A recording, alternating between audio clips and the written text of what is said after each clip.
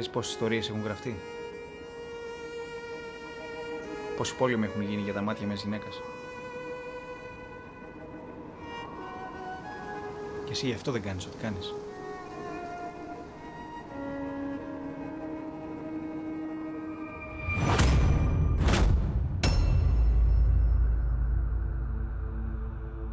Πόσο καιρό έχεις να τη δεις?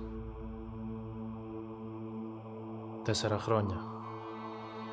Από τότε που πιάστηκα σκλάβος. Θέλω να μου τον αγοράσεις. Είναι ένας βραδός. Άτιμη φάρα.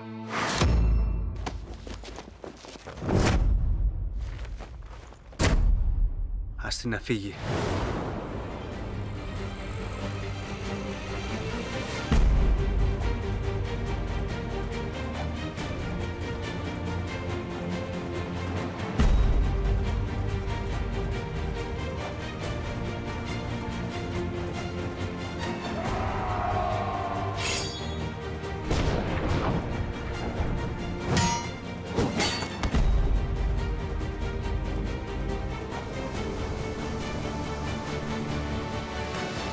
Αν θες κάτι πολύ το κυνηγάς. Και δεν σταματάς ποτέ. Ποτέ μέχρι να το πετύχεις.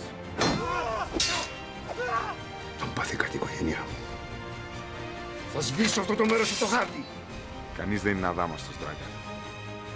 Όλοι κάποια στιγμή γονατίζουμε μπροστά σε κάποιον. Ο πατέρας μου θα μας βρει αργά ή γρήγορα και θα πεθάνεις. Δεν μπορείς να τα καταφέρεις.